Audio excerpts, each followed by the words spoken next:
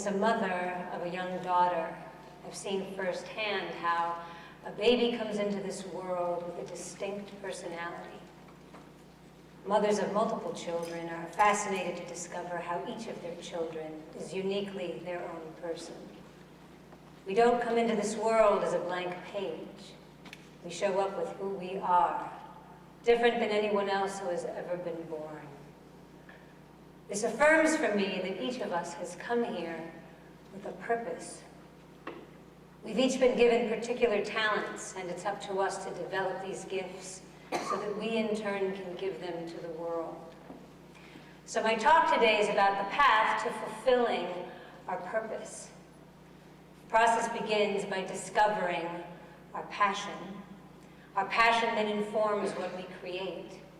And what we create will hopefully lead others toward a more conscious and involved humanity. So for starters, how do we discover our passion? There is only one way. To discover your passion, you must listen to your heart. It will tell you what you love, what moves you, what has meaning to you, and what makes you feel really alive. And once you know what your passion is, do it. Do the thing you love. Sounds like simple advice. Do what you love with all your heart. So why do so many people choose not to? Well, there are other considerations, like, how am I going to pay my rent? When it comes down to it, though, I don't think the biggest fear is of poverty. For sure, anyone would trade in all their possessions for the ecstasy and fulfillment that comes from doing what you've really come here to do. No, I think the biggest fear is of the unknown. Often it is not clear how our passion will lead to anything, a job, a career, let alone a purpose. The fairy tales of our childhood express this fear of the unknown quite elegantly. It is the journey into the woods.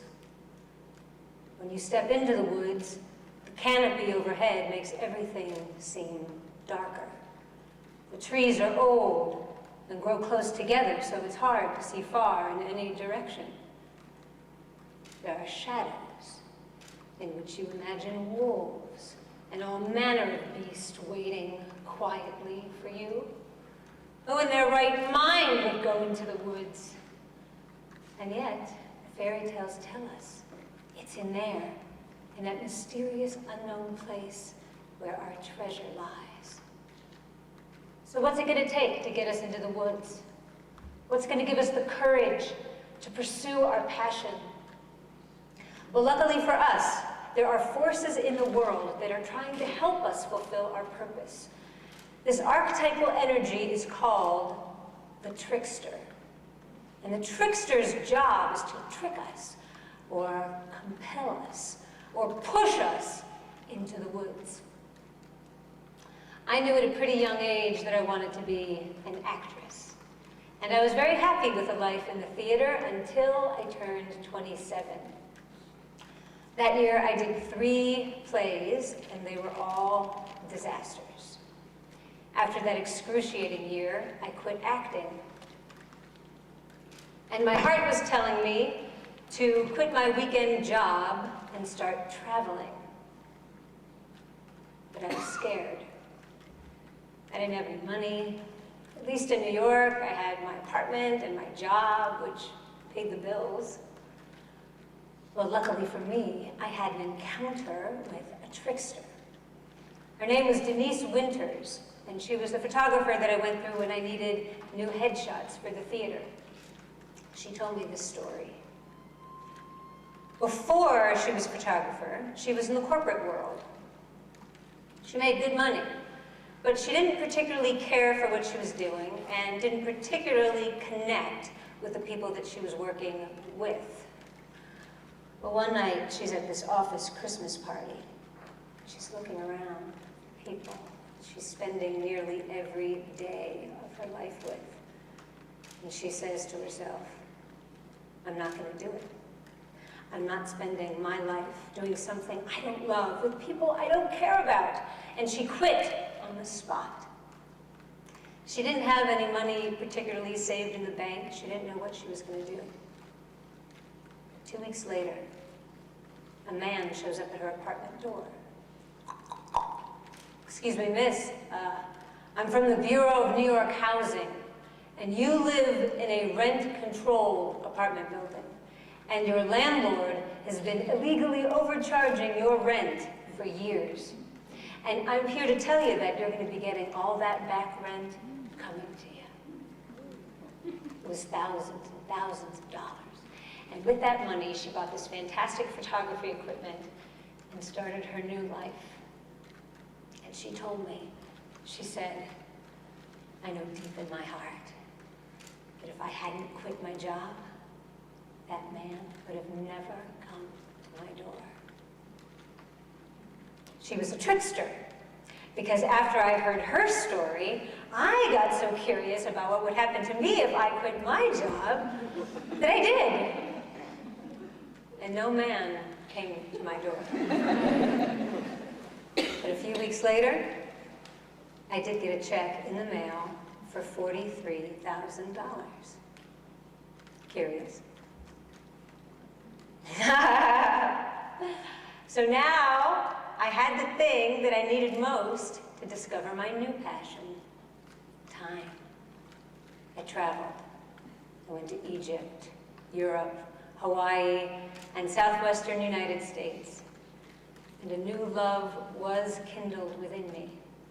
As I spent time with all these different cultures, I became fascinated by their rituals. Hindu, Buddhist, Sufi, Christian, Jewish, Native American, New Age. These traditions were using the same tools I'd been using all my life in the theater. Story, song, music, dance. But they were using these tools to help people evolve. Ritual, I discovered, helps catalyze transformations. For example, one night in Hawaii, 3 brilliant musician friends and I gathered to do a ceremony. Because the island had been struggling with an unusual drought, one of the musicians suggested that we pray for rain. Before the ceremony began, she told us this story.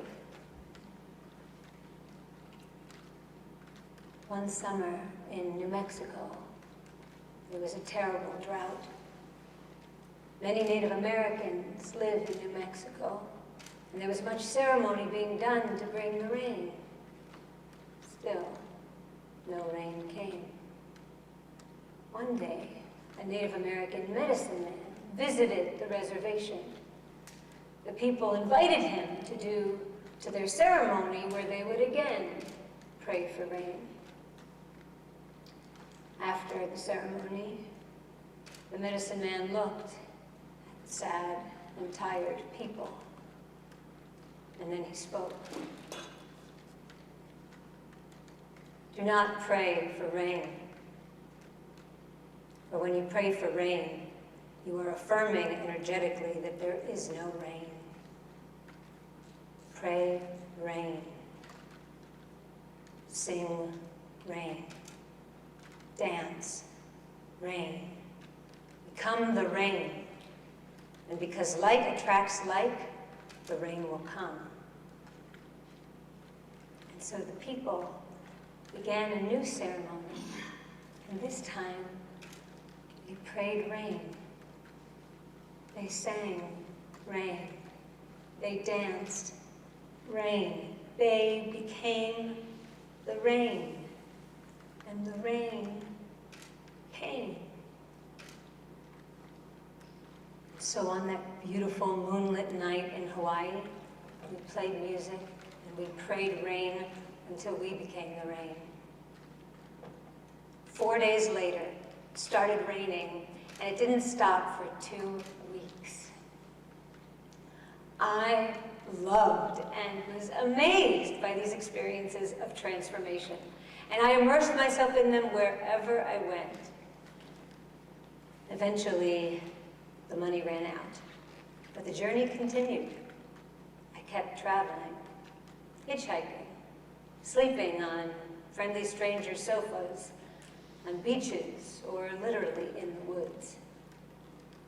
And the miracles of grace are too numerous to describe here. But perhaps the greatest grace came when I started to discover how my passion could be of service to others. Often when I traveled, I met people who were standing at the threshold of a big transformation.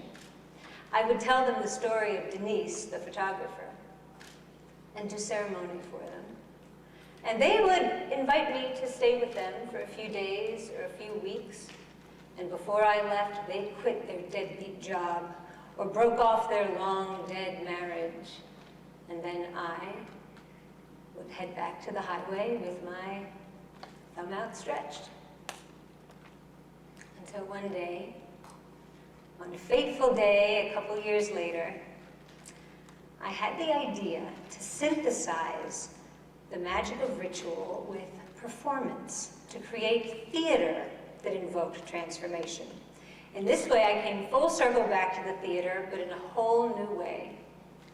Thus, I became a playwright of a form I called ritual theater. I performed my one-woman show, The Initiation, about a woman's journey to enlightenment. 2 weeks later, when hiking in the Rockies, I was hit by lightning. Apparently, ritual theater worked. After I learned how to walk again, and learned how to incorporate the vast electricity that now ran through my body, I wrote, directed, and produced other ritual plays, modestly at first, and then with large casts, professional actors, singing, dancing, live original music. And after each production, after months of focusing on a particular transformation, something wonderful would happen. An answering of prayer. For example, I wrote and directed the ritual play, The New Earth, which was an invocation for environmental sustainability in our community. 2 months later, our daughter Gaia was born.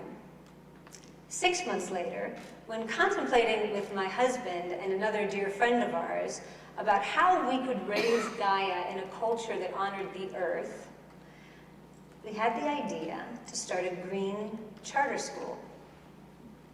And 2 years later, with the love, genius, and sweat of 80 families, 7 Generations Charter School, an environmentally based school, opened its doors. The school now serves 300 students who are learning about the natural world and environmental stewardship every day. That's when my passion, which evolved into creativity, started to evolve into leadership. And by leadership, I don't mean the conventional hierarchical sense of the word. I mean that what I created out of my deepest passion started to play a part in helping humanity evolve. Thus, the maxim rings true. When you transform yourself, you transform the whole world. The world needs you to discover and fulfill your purpose. So, shall we practice going into the woods together? How do you take a first step or the next step toward fulfilling your purpose? Fairy tales tell us the journey can begin by making a wish. I invite you all now to make a wish. And while you are focusing on your wish, I'd like to sing a song of blessing that your wish comes true in the spirit of love. Hakai my do,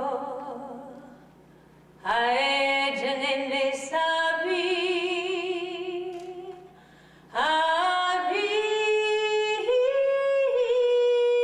ma